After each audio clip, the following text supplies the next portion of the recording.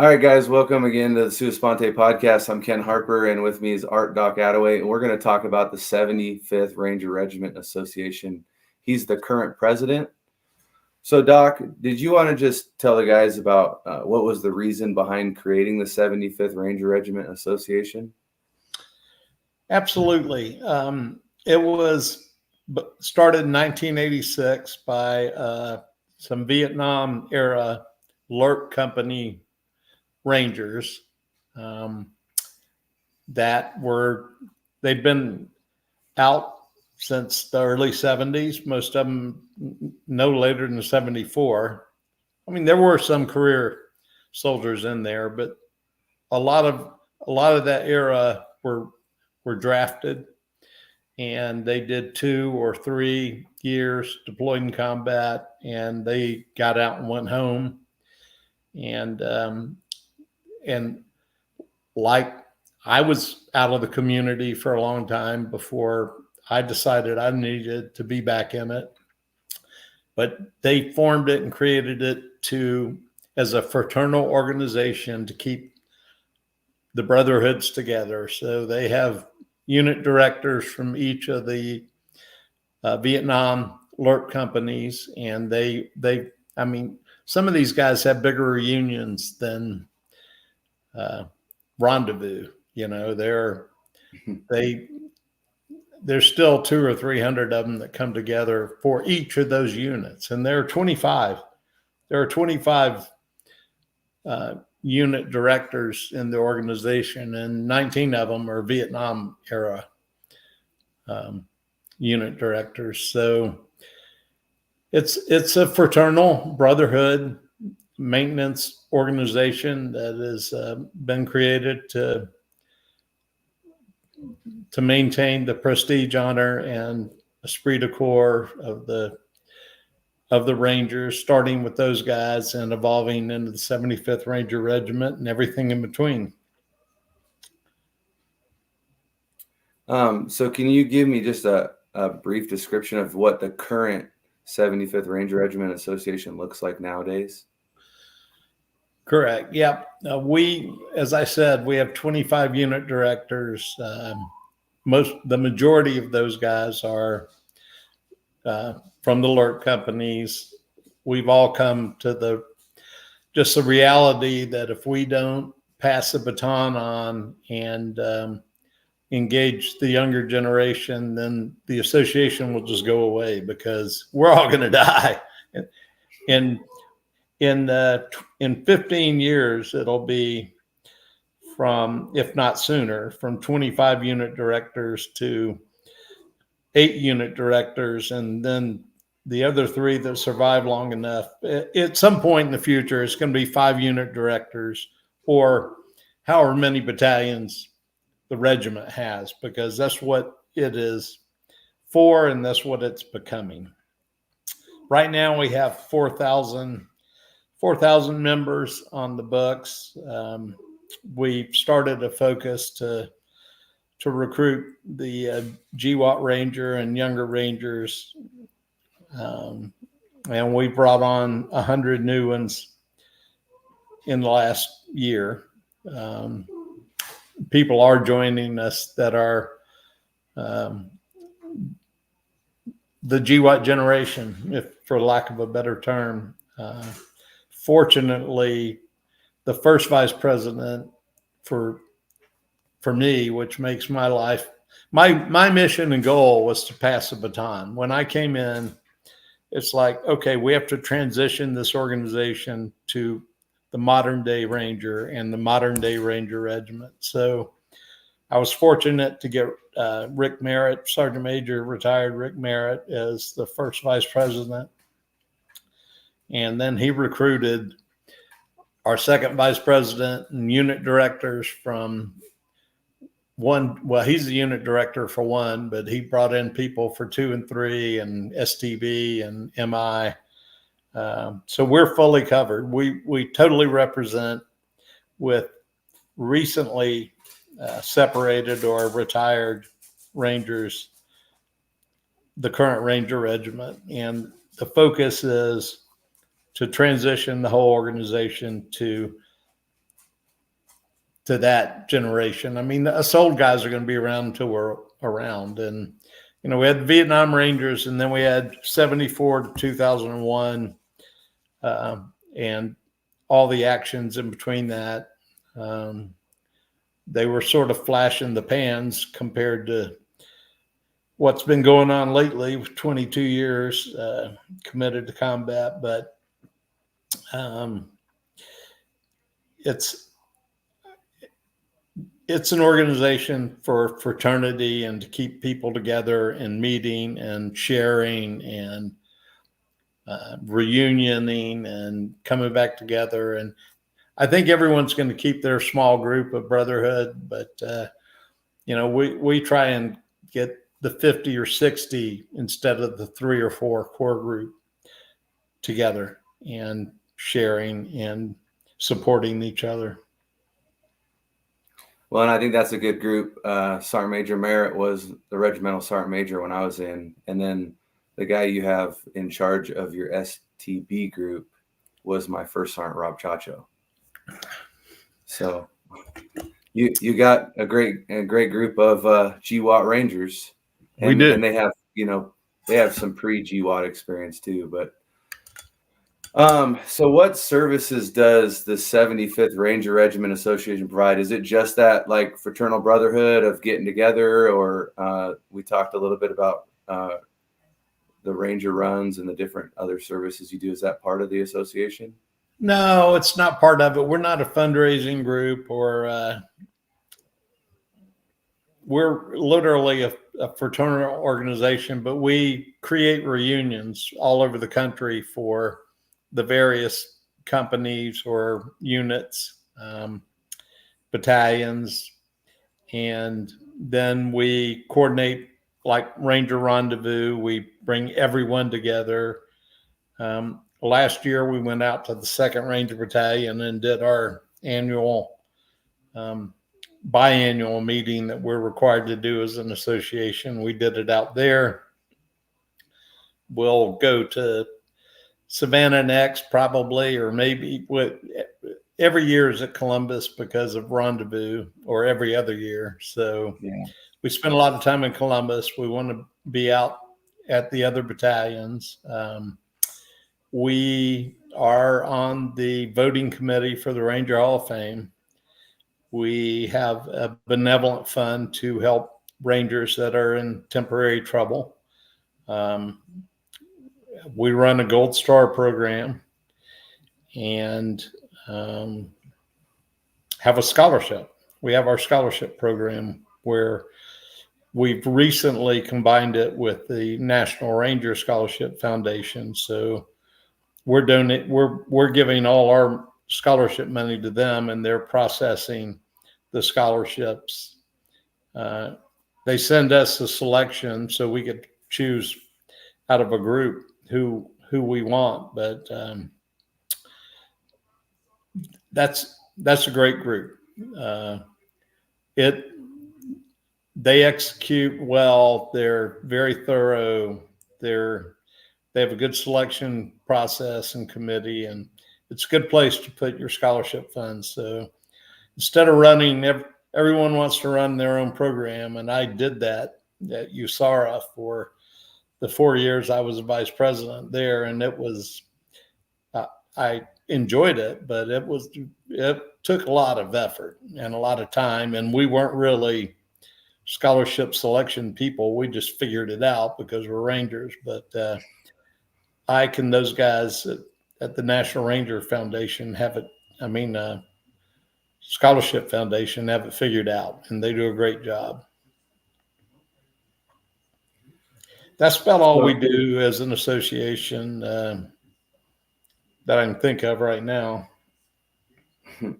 So I know this is an extensive list. I don't know how you could really shorten it down other than we just provide a link for who's eligible. But do you have a rough way to just say who's eligible to join the 75th Ranger Regiment Association? Yep. Anyone who is acknowledged as being a lineage of the 75th Ranger Regiment. And that starts back. The Vietnam companies were attached to that, and then it goes through our current day, and no one other than that, except we have some associate members that are non-voting members, but we do allow other people to join, affiliate and associate members. So maybe a Green Beret wants to be part of it. Maybe was attached to the regiment for a period of time.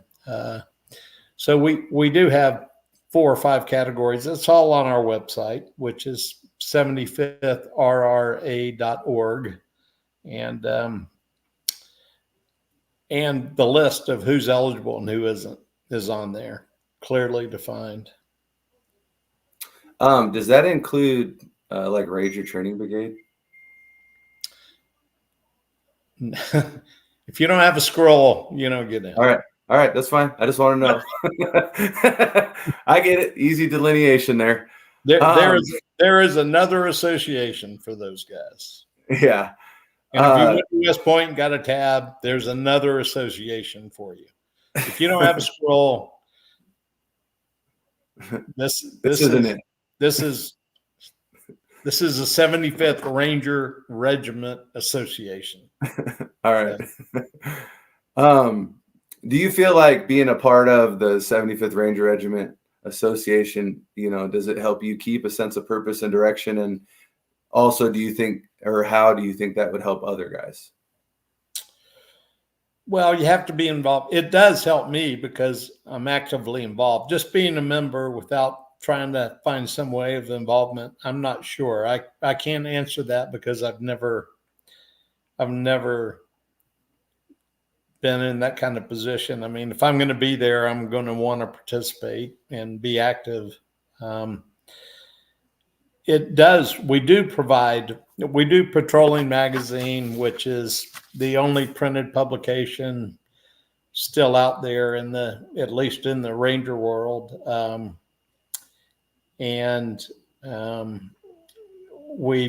We have a good communication process now, more current because we evolved.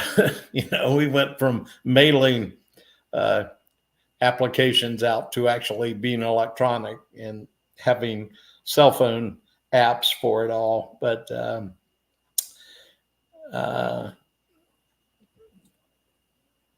all right, bring me back on track. I just drifted there.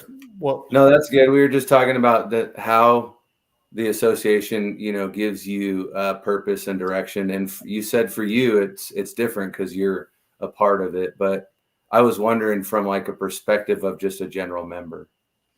Well, being able to reach out and communicate to any of the other members, we've got a database where if you're looking for someone, you can find them easily. We've got all the contact information to share back and forth, member to member. And coming to the reunions, coming to the events, participating in the raffles, talking,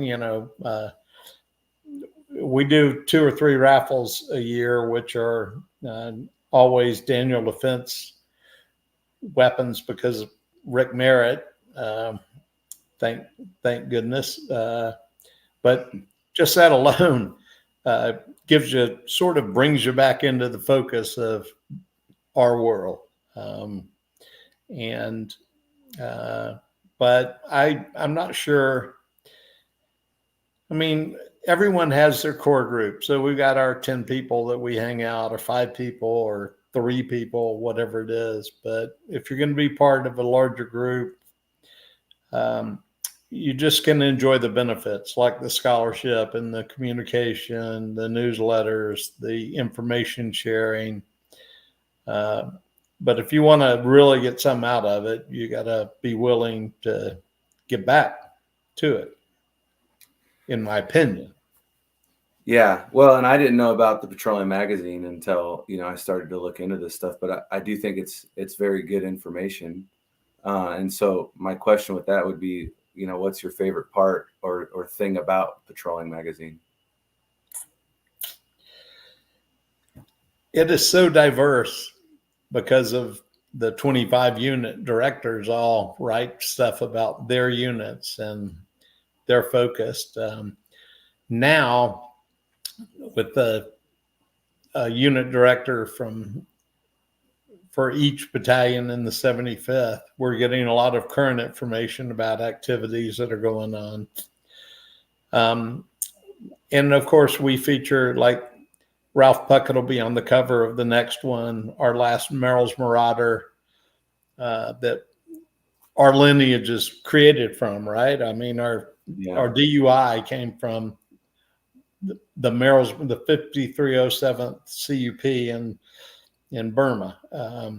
So we lost the last one there. We participated in getting them the Congressional Gold Medal. We helped in getting World War II Rangers their Congressional Gold Medal. So we do a lot of information sharing about all that stuff. And, you know, Ralph Puckett's biography, everything will be in this next one. And then it's a dynamic target with the way things move. And we've got very constant things that are there. And then there's always something that comes up every quarter that, you know, is something of interest to the Ranger community that we need to share. So I think just the ability to get the information, all the information to everyone, is my favorite part of the magazine.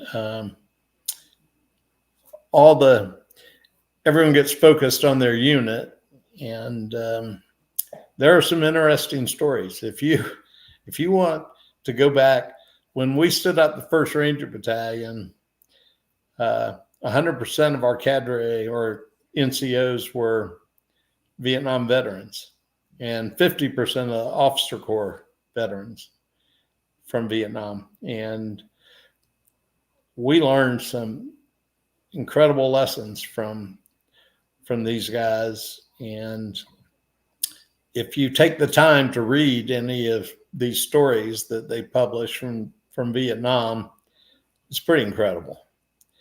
But you have to take the time to read them, and there's a lot of them in there. So, well, and just understanding some of that history that we don't necessarily know, you know, like we talked earlier offline about who and how influential General Stringham was to regiment. And aside from him, you know, we wouldn't have the regiment we have today apart from the 4th commander. So that's just something, you know, some guys don't know, is like what you were saying. I'm not sure when we'll put that in Patrolling Magazine, but you and I had that candid conversation. And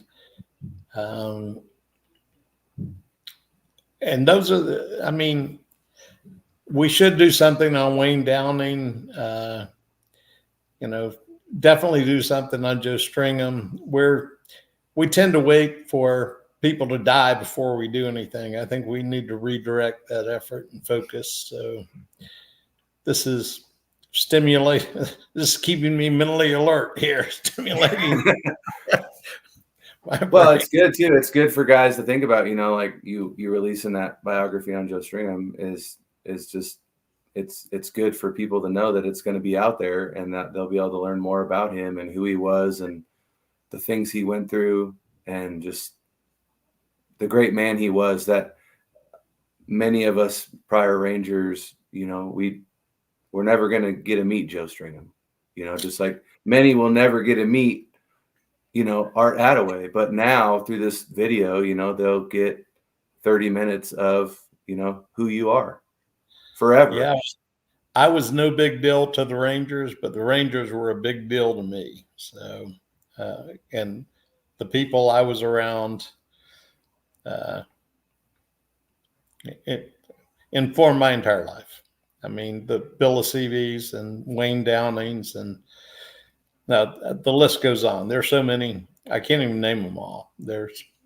It's extraordinary. And I was blessed to be able to have that early education and exposure in my life. So now it's give back time, and that's what we're trying to do, is give back to the younger generation and help the younger generation and make a difference. Well, Keep pushing on to the Ranger objective, right? Yeah. Well, and I'm part of maybe the middle generation, not the young generation anymore.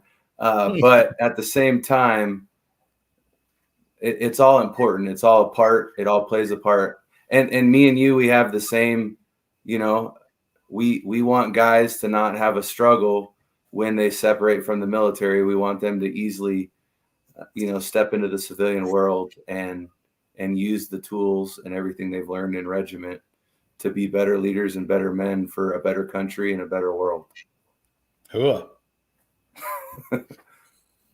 So, Art, I thank you for your time and just what you're still doing today to provide services for Rangers. And like we always say, Rangers lead the way. All the way. God bless you and Godspeed, my friend.